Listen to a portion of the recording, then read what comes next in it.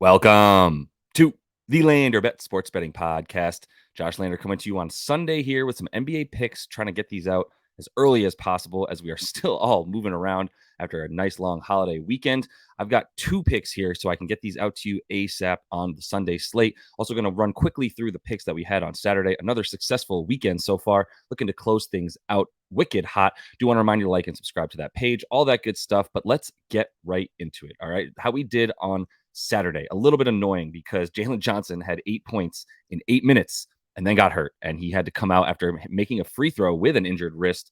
We'll see how long he's going to be out. It doesn't look great for Jalen Johnson, but he was wicked hot, man. He only needed 7 points after the first 8 minutes of the game to complete our point total for him. Looked really, really good as a solid play against the Wizards. Didn't come through. The other two did. We missed out on the AD ladder. He couldn't get one more assist to help us get another point, roughly 0.2, quadruple our money there on the 0.3 units. But either way, we look at Jonas Valanciunas as well, under 10.5 boards. I've got another great under that I love in this one. It is my first pick, so I'm going to get into that here in just a second. The show record on the weekend, as you know, I have the Coast to Coast podcast, 8 picks every weekday with Nate Weitzer, my co-host. We've been doing this for about 6 years now.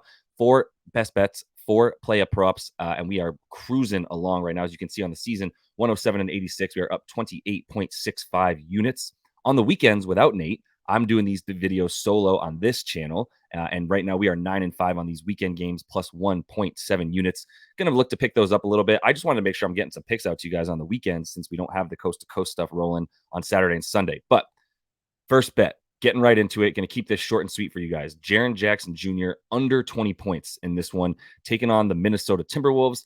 Not a good matchup for him. I'm not really sure why it's so high for Triple J, who struggles to score in situations where he is the focal point of the offense. As we know, without Ja Morant, his splits are pretty stark in terms of the scoring department, unable to do that without someone really setting him up pretty consistently, either with an open three or an open shot around the rim, not really creating for himself, does Triple J. So he went under in all 3 versus mini last year.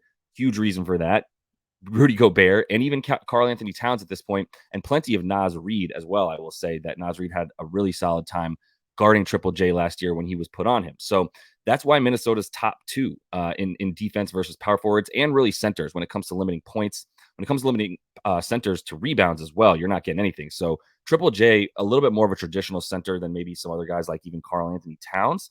But, you know, he's going to be in there at power forward as well. So however you want to claim his position, he's going to be in a bad spot against a really good team down low. As we know, he's either shooting from 3 or he's shooting from down low. And Minnesota is incredible, obviously, at defending points in the paint right now. Top 5 team in the league. They are top 5 in limiting centers as well, right around the paint specifically, which obviously is where they play the most. And in terms of 3-point shots that are made by power forwards and opposing forwards in general for this Minnesota team, they do an incredible job at limiting that.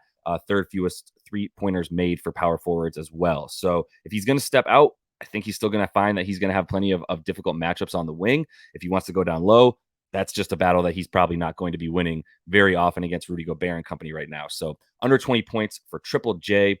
And then the last bet I have here for you, just so I can make sure I got this out before I get even busier today, is Trey Young over 24.5 points. I really like Trey in a situation where, I mean, we keep picking Boston really good point guards who are scoring point guards first. We keep picking them to get their points against Boston because this is the only somewhat weak point of this defense is scoring point guards on the Celtics. Once you get into the lane, and by the way, I would also throw out there, Kristaps not likely to play in this one. I believe he's already ruled out. So that also is a big detriment to the Celtics down low when Trey does get into the lane and is able to finish with his floaters. One less 7-foot shot blocker that's going to be in there with Kristaps hobbled on the sidelines.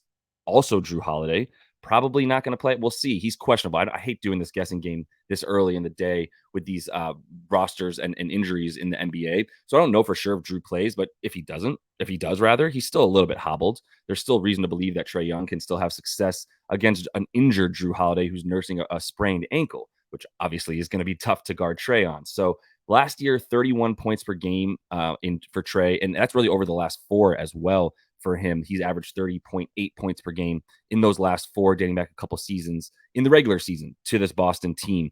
It's the usage. The shooting splits are not good for him. It's all about the usage. The shooting splits against Boston right now at about 44% from deep.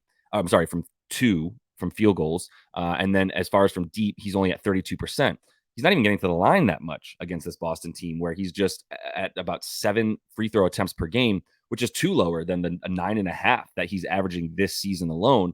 He just hasn't really had to get to the line because of that 38% usage rate versus Boston. He's got the ball in his hands the whole time, even with DeJounte Murray playing in a couple of those games last season with Trey, still getting over the 30 points. Continue that into the playoffs as well versus the Celtics last season in that first round matchup with them, and still managed to get all of the 30 points again. Actually averaged 33 per game in the playoffs versus them. So he's a good bet to continue scoring against a Boston team that he's had a ton of success in, because once again, the only area where guards like Trey, the only area where Boston is a little bit vulnerable is when guards like Trey either get hot from deep or are able to get into the lane with guys like Al Horford and company playing a similar drop coverage at times to the way that Milwaukee does, which leaves that space right in the middle, fit between 6 and 15 feet or so, leaves it pretty open for guys like Trey Young to have success. And I'll continue to buy into him, able to get over 24.5 points, which just feels way too low for a guy. I know they're on a back-to-back. This game has some blowout potential if Boston just runs them out of the gym at home.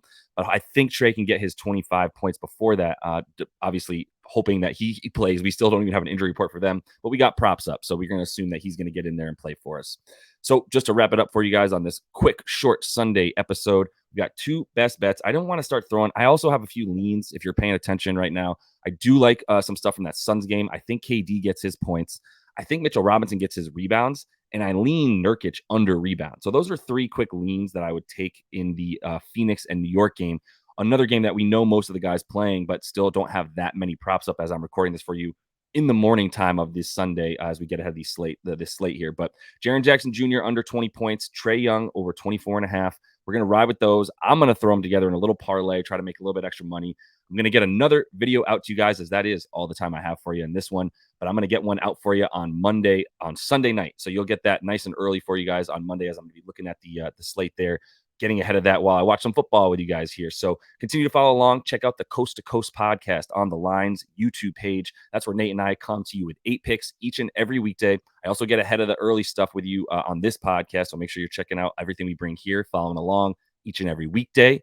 See all you guys coming in. I appreciate it. So until I see you next, happy betting.